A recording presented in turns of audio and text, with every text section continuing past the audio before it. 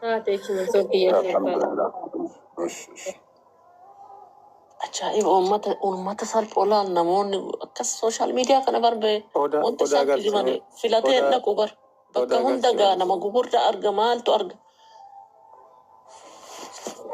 شوفي في بروني سنبيك تنو هذا فات وان في مثلا أنا ميلا لا مير بيجراتي أنا ما أصلا ما تقطع قطعته ونكية تيك توكي كنا قلم بات أسيفودي قرولا مؤمن كمنستير أنا سيندورا جديبر أنا سيندورا بيكديبر عايز أبو ربي سناسل بسو والله ربي نسانا سلبسو وفي إنسان سلبتها مال سلبتها كيف وانو في تاريخ مبارك جلسان حق أماتي نموت مرسا كنا مفتوري سيقولة كان والله كالتين بيها قباس قامت تتيفهم ولي قال قول إنسان أبدا سرام بين أبا كدي تيفهم كنا تلو من ما بون سنوني وانا في قولي إيقا نما جلتك إنه سيد أنا ستو آرات ردوغا ودو سبيك nama sena jedheen hagatti masan nama dhugaa fakkaata inni booda akka homaa hin jirre himaa ture garuu hagatti masan namni dhugaa se'eeti achitti yoosoo ol guutan laayivii isaa sanaan achi ture beektaa maaf akkana godheedha isattu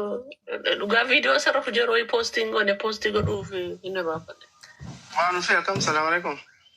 Waalaikum assalaam warahmatullahi wabarakatuh. Welcome Odako. Galatoon maal maraateen maraachisa maraanne mataa asin nu warra biyya faranjii jiru maal mataa ejenne nu jalaallee bilbila kaasuu diddani baga rabbi si fayyaa kennee wanti dharuma deebiti kana irra ilaaltee atillee sida cinqamuu hin qabdu ammoo akka asiliin nu himetti isarraa ganaa hubannee guyyaa haatee badhaasollee na himte orgeen. Ati kanaaf xiqqoollee akkana jettee yonnoo mataa of hin jeeqine namni karaa hedduun nama hidhuu yaala. Dipireeshiniin kun ammoo bada dipireeshiniin kun yoo itti seente immoo baay'ee namoonnoo jedha dipireeshinii qabeeku qabiyya horqee oduu beettee siimti. Kana keessan seeniin ati kanarraa fagaadhu. Yaaladhee guddaa kiyyaas. Ulfaadhu lafee kiyya galatoomii kenkyoo. No, it's okay. Ulfin number barbaachisu. Bilbilli itti bari'aatu orqee nutti bilbilmee jennaan bilbila kaasuu diddee jedheen asili kanaa bilbilee. Nama takka jalaa iyyuu hin qabne walla bilbiluma takka nama tokko jalaa nama takka jalaa assalaamu alaikum jedhe bilbila takka.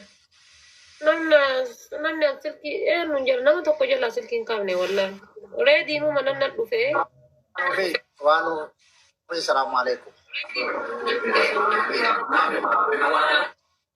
Kam nagaa? Nagaa alhamdulillah. Bakka jalumaan ada walallaalarta argitee miree fikirii uummanni Dubaay sii qabu argiteertaa mee? Argee bara maashaallah. Hagana nagaa lattanis seenee bara. Argite moo argine? Wallahi dhugamaa siin jedhaarra argite moo argine yookaan keessaanillee alaanillee warri jalqabarraa quba sii qabu warra Dubaay kana argiteertaa mee? أول مجال التوجه سوبر ما شاء الله جرى لك ما شاء الله ما شاء الله. Bana garaajin lai hedduu galatoomii ulfaadhu. Ati nama jabaa takkitti qittee miliyoonota akka taate nullee arginee jirra. Atillee argitee jirta. Bakka akkasii akka hin jirre. Bakka walumaa galatti jechuudha. Onnee hawaasaa keessa jirta. Rabbiin si haa tiksu. Durallee mataa kan nun qabne. Durallee hedduu sitti boonne. Siin boonnee jirra. Ammas jechuudha. Garuu kaakotittis waan kanarraallee barnoota gaarii muuxannoo gaarii godhattee gara fuulduratti akka wanni kun galaasiif ta'u digalee abdii sirraa qabnaa dhukkubni nama najjeesne hamaa fi tola adda baasa jedhan sigalee kanaaf let's go gara fuulduratti siin jechuu barbaada galatoon. Okay, family warra asirraa kanneen follow godhaa please ulfaadhaa family kiyya galatooma wallahi galatooma jechaan ittiin isin ibsuun qabu hundi keessanuu naa galatooma warroonni naaf dhiphattanii naaf gaddaa naaf yaadaa kalee sarraa qabdanii maal taate naan jedhaa turtanii warroonni immoo karaa keessaatiin silkii miiseenjaraa wasaappii daayirektii gama naan dawwalaa turtan nama takka jalaayyuu silkii hin kaafne kanatti dhiyaatu kanatti hin dhiyaanne irraallee nama takka irraayyuu kalee soo xiqqaate sa'aatii diddamii afurmoo akkas waan akkasiitiif nama tokko jalaayyuu silkii hin kaasne namoota hedduutumaa silkii hin kaaftuudhaaf nama mufataa turanii an dhiifama isiniin jedhaa waa hundarrattu iyyuu warri silkii isin jalaan kaane isin cannaqaa ture hundi keessanuu iyyuu dhiifama isiniin jechuun barbaada. Warra asirra jiru kanneen mee fooloo godhaa hundi keessanuu namni kuma jahaa jirtan kun warra asirra jiru kanatti ergadhaame. Warra asirra jiru kanatti ergadhaa qaqqabaati. Warra asirra jiru kanatti ergadhaa hundi keessanuu yalla fooloo godhaame jaalala walii qabda fiqirii walii qabda mee walii garsiisa. Soonaa dubbadhu achumaan. Ulfaadhu Arafaaxeetiyaa. Guyyaa muraasa kana waa hedduu nama hedduu maalati taatellee namarraa waa gaafachuu namoota hedduu namatti keessaan beektu wal beeknu beekta. Waa hedduu yaaddaa turre hedduu yaaddofne wallaa hin beekta hedduu haa ta'u wanni jedhame akka inni faallaa ta'anii namoota hedduu nama mana 10,000 6,000 7,000 qabuttillee waan kana dhibbatu nutu akka isin jettan sanii dhaabata malee isin gartaniillee hin beekne sun amanamummaa sirraa qabnuu fi atillee beektuu fi ansa sirraa dubbachuu fi sanirraa jechuu fi miti. Wannan siin jedhu wannan sii dhaamu takka jira. Jireenya kee keessatti wanni sirraa oliillee hin jiru, wanni sirraallee gadi hin jiru. Iccitiin milkaa'ina keetiillee itti gaafatamummaan jireenya keetiillee si. Waan dhufu kamuufu wanni si mudate kamiyyuu carraa jireenyaa biraa sii banuuf waan ta'eef hamileen kee, dhiibbaan kee, yaaddoon garagaraa wanni garagaraa si keessa hin dhufin. Namni asirraa dubbatu kun keessi isaa fayyaalessa hin beekne. Garuu wanni si mudatu kamiyyuu carraa jireenya biraa milkaa'ina jireenya biraa sii fida waan ta'eef akka waan si mudate san hammeenyaatti fudhattee ati hamtuutti fudhattee anumatu akkas ta'e jecha jedhu qofa sammuu kee keessaa haqi. Achi boodati nama milkiitii rabbi si haa milkeessu bakka yaadde gahii dhibdeen sitti dhufte kam carraa gaarii carraa jireenya keetii bal'aa siif taatee si haa mudattu hamtuu sin argini bakka jirtuttuu atuu qulqulluu namaati. Rabbi ammallee qulqullummaa kee kakaleessaa, arjummaa kee kakaleessaa, namummaa kee kakaleessaa, kabaja ulfina namaa qabdu kakaleessaa wajjin rabbiin san hunda si ilaale waan si dhibdatan sirraa hiikee nama kaleessa dhibamee har'a fayyee mataa ol qabatee uummata keessa dhaabatee waa'ee jireenyaa milkaa'ina jireenyaa dubbatu rabbi si haa taasisuu tana siin jechuu ol seenee ulfaadhu fayyaa ta'e lafeetii. Galatoon soonaa kiyya ulfaadhu galatoon dhiiga koo. Galatoon. Haadha taatee walumaa galatti galattuu midhaan yoo xumurte malee galata namaa galchuun nama dhiba dhugaa dubbachuuf ani nama kana inni nan beeku gasti hedduu ijoollee xixiqqoo ijoollee teenya dadaftee waa haasitu kana hundaa bira seenee haasaa bareedaa inni waa'ee kanaatirraa akkaataa inni itti namni amilee wal cabsuun kun barbaachisummaa hin qabnee fi waan kee dubbataa turu bakka hedduutti argaa ture dhugaa dubbachuu fi yeroo isa jalatti argee galchuuf yaalee carraa hin arganne namni hundi dhimma kanarratti waan baay'ee addaan baafanne. Hagam akka namni nama ariifatullee hagam akka nama qabdullee immoo waan baay'ee hubanne as jala namni baay'een seeneetiin yaada kennachuu hawwu jiraachuu danda'a waan ta'eef wal jalaa buuna. Soonaa guddaa galatoomee haasaa kee bakka baay'ee xiyyeeffachaa ture guyyaa kana. Lafeetii yaa Arafaaxee sitti hin dhagaame wanna takka wallaahi wanna takka na dhukkubee akkasii hin himatin rabbi sodaa waan takka hin himatin akkuma jal'ifte cal'ise. Rabbiin cal'isa kana ammoo ofiitii deebisi haa kennu of hin dhibin. Laal mee waan tokko sitti hima. Moobaayila kee keessa namni ati maqaa isaa qabdu namni ati maqaadhaan qabattu namni ati maqaa garagaraa yaadattu qabattu yookaan nama 3,000 4,000 jira moobaayila kee kana kontaaktii kee keessa ka bilbila. Isa keessaa namni sitti dhiyaatuuf namni dhugaa si wajjin qooddatu yookaan nama 2 kunni waan takka kontaaktii moobaayila keetii ka qilleensaa dhiisi jechuudha keessaan ol beekan. Kana barachuu qaba ilmi namaa ifta'anii tarkaanfachuun rakkoowwan dhuftuun waan nama mudatu ofirraa qolachuun ammoo ga'umsa. Kanaaf ga'umsa kanatti fayyadamee ati nama gorsanii miti nama gorsu. Garuu fayyaalummaan nama amanuun uf amanuun bakka ofii dhaabachuu qaban nama naa ta'a boru jireenyaaf naaf ta'a yookaan milkaa'ina yookaan namoomaaf naaf ta'a jedhanii gaafa bakka wayii kaayan bakka sanii yoo dhaban jireenyi namaa kana ulfaatina inni qabu hin beektan jechuudha. Riyyaan saahibni dhugaa, saahibni dhiiraa, saahibni dubartii hiyyama kee gaafa bakka kaleessa ofii keette ani bakka kanaan hin malleessitu malee as taa'i jettee ni gaafa teessifte bakka sanii isa dhabdu waatu jireenyaa miti jireenyuma addunyaa kanarraa yoo gita tokkotti of dhaabasi nama godha garuu akkasii miti. Bakka ofii teettu rabbi sii lafa sii kaayee jira dhiibbaa kee haala keessa jirtu haala keessa duuban.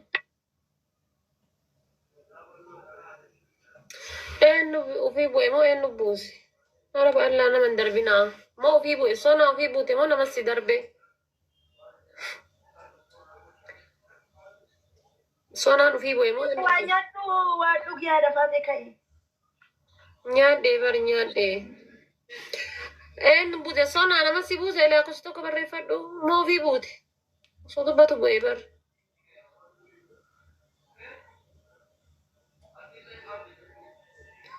So to batu. Ay namni illee na buuse natti fakkaatu nama na buuse illee rakkoon qaba tamma maraafuu as gubbaa teettee enerjii keetillee hin fixinii waan jirullee hin dhiibinii jireenya keetirratti xiyyeeffadhu rabbi si haa milkeessu bakka yaadde gahii akka yaadde tahi jireenya keetirratti xiyyeeffadhu fayyaa ta'ii nama guddaan tala nama guddaati qeesi beekaani nama hedduu si beek nama akkana lafa jiruu miti ulfaadhu jajjabaadhu garaa ofitti jabaadhuti achi cehi hedduun namaa boohaa ummanni kunillee si rakkataa ture hedduu ummata of duubaa qabdaa nama of duubaa qabdaa jaalala of duubaa qabdaa namooma of duubaa qabdaa nama hedduu waan kee dubbate wallaahi ulfaadhu fayyaa tahii jiraadhu homaa sin dhibiisiin jedhaa hedduu bakka hedduu sii qabnaa jajjabaadhu ati fumatti deebi'ii fuma laali adaduma bulanii wanni marti nama baratti rakkoollee nama baratti dhibdeellee nama baratti akkasuma namarraa deemti waa nama barsiifti garuu bakka sanii deebi'anii waraanamanii jajjabaadhu fuulli kee yaanni kee haalli kee wayita nama dura dhaabattullee akkuma kaleessaa kolfitu jajjabaattu mormaan ragadaa kan jedhan san godhadhu ummata dura taa'ii ulfaadhuuti amma boqannaallee yoo fudhatte irra wayyaadha ulfaadhu fayyaa ta'e. Galatoome ishee jaaladha isheen. Baale. Okay. Namni bira guys odaa kana follow godhamee namni 5,000. Leenjii koo my brother ni seentaa. Yo waan seentaa si seensa namni biroo guys ka seentanii tanaffasuu feetan. Eenyu tanaffasuu fedha. Family Baale moment kairu kana follow godha qaqqabaati. My second account dha waan ta'eef hundi keessanuu follow godha qaqqabaati. Follow Jamila. Qaqqabaa follow naa godhaani hundi keessaniyyuu.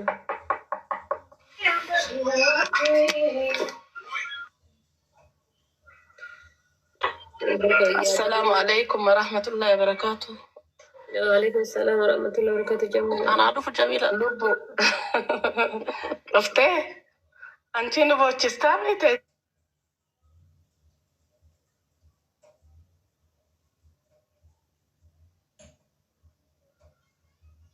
أنا في هاتي بقاسو mana bananne uute dhaabulleemi. Bakka gaafa bakka akkas waan aggalan. Wanni emergency faati gaafa gad dhufte hawaasni. Wallaahi hunda isaaniitu ummata keenya galateeffachuu barbaada.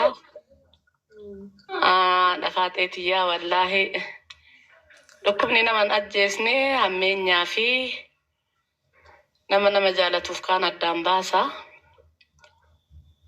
Dhugaadha. Ani ganamas dubbataa ture odaan faati ijoolleen teenya bakka jirtutti namni baay'een bakka jirutti dhuguma haadha faatee akka jedhan kanaan akka hin taane nu hunduu hin beekna.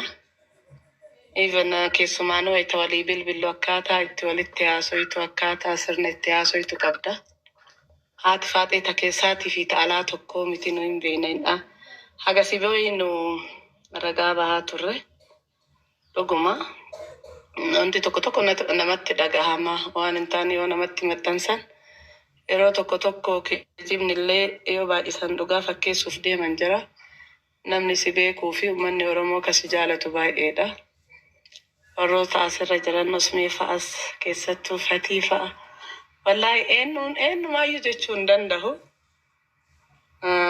Aadaa nama hagana si jaalatu qabda keessattuu kiyyaa kaleessa kiyyaa jala taa'ee boo'e wallaahi ani eesii bilbilaa ture argiteerta. Silkii biraa qabda itti haati badhollee na gaafataa turte.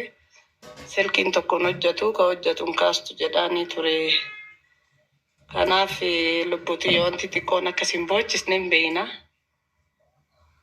Wanti martuu waan dabru. Waan namni siin jedhu akka ati hin qabne namuun beeka. Nama gorsaa waan akkasii sirraa hin yaadamu hin beeknan hundinuu.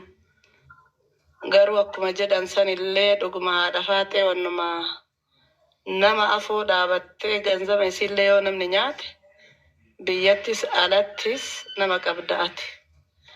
Waan si boochisu hin qabdu. Wallaahi yoo hadha beekne hadha bakka buusa jedhaa turre nu hundinuu. Maaliif ganzamni illee si boochisaaf osoo hin ta'in yoo akka tasaallee nama bira waa kaawwattee wanti amaanaa kuni jaalalaafuu waa nama bira kaawwatanii namni sun onnee si cabsee inni waan maraa haasaa turre maraayyuu taatu ati ummata kana qabdaa wanti xiqqoo na aarsitee osoo bilbilallee na jalaa kaastee kasi dhukkubuuf kasi fiunan irratti sii dabalu kan nama afoo dhuftee boottisani. Wanti nu hundayyuu mataa gadi nu qabe sani uma fe'ee yoo taate mana kee cufattee ati asirraa namni akkasi arge kanaan si himaa zarii guddaa irraa baatee maatii gugurdaa irraa baatee fira qabdaa aanaa qabdaa aalii qabdaa sii galee namni marti si jaalataa achi keessa namni maana jibba jechuu hin dandeettu. Gizee tokko beeytaa yoo asirratti haasoytu namni sin beeku keessa keetii fi akka ati itti guddatte maatii ati irraa baate namoota si kalaayutu si beeka waan ta'eef boo'insi kee ka asirraa sun xiqqoo mooraalii na tuqee jiraan wanti xiqqoollee na boochise san osoo waan feete taate haati faate asirratti hin bootti hin yaadu'an maaliif ati nama dhuka qabu nama waan hundaa beeku waan dhufus beeyta waan dabres beeyta ormii kanaan jechuudha. Wanti xiqqoon sin boochisu jenne yaanna wantuma guddaa yoo itti dhufu ammoo nama obsitee dabritu inni waan yaannuuf xiqqoo keessi kennan nu tuqame gaddine sunillee hin dabraa wanti ati hin dabarsinee hin jiru jajjaba waan taateef rifanne namoonni si jaalatan ammoo baay'ee rifatanii jiranii kun illee ka oduu sobaa oofuu hin beeynanu ati maal akka taate wanna akkanaa nama kaanu dubartiyyuu wayita wajjiin haasoytu akkaataa itti haasoytu beeyna keessaa warri sii bilbilu waan ta'eef ani hin shakkine guyyaa tokko wallaahi guyyaa tokko hin shakkine kolfaa ture haadha faatee moo jedhe osomaa taateeyyuu wanni akkasiin gadi sin baasee akkasin boochisen illee hin beekaan osomaa ta'e wanti akkasii akka ati qoshaashatti lakkoo hin beekaa bara osomaa ta'e siin jedha kan hin ta'in dhiisi garuu wannummaan fe'ee yoo si tokko ati nama asirra baatee boottu jedhee sin dheeyne saniif xiqqoo sitti aare waan si baase ammootu yoo situ beekaa lubbuutiyyaa nama baay'ee si jaalata duuba kee argine si miti nutu arge duuba kee waan ta'eef amma achi waan fe'ee yoo ta'e wannummaan feete keessaan fixadhu malee osoma namni si rifachiise kun waa si godhe gadi baatee akkan himan gadi baatee miidiyaarratti wanti ani si gorsu akka obboleeyyummaatitti akka nama si jaalatuutitti akka nama si wajjin jiraatuutitti osoo waan fe'e ta'e namootatti himi namoonni si haa hiikanii yoo ta'uu baate namoonni ati jaalattu deebii keessii deebsan kanaan ala gadi baatee booyuu miti dhimmichayyuu hin kaasini namoota itti himachuu qabdutti himadhu yoo waayyuu jiraatan jechuudhaaf ani wanti beeku hin jiru kanaan ala wanta ati dhabde san ummata hadha si jaalatee si booyuu kanatu si deebise kaleessallee ummatuma kana qabda haddallee ummatuma kana qabda waan jaalalli keessii dabale malee waan sirraa dhate hin qabu hunda keessanuu ummata Oromoo isin galateeffadhaa wallaahi waan baay'ee argee nuufuu humna nuu taate adaa gaafa nutu kan dubartii wal bira dhaabannaa jedhaa turre hagana rabbii warra isiidhaaf dhaabatees rabbii isin haa dhaabatu galatoomaa osumee kiyya galatoomi waan baay'ee argaa ture hundi keessan warri as jala jirtanis gubbaa jirtanis galatoomaa omaa wanti taatu wanti sirraa wannoo jedhu hin jiru lammata garuu asirra dhuftee booyuu miti haadha faate illa fuula akkanaatu argu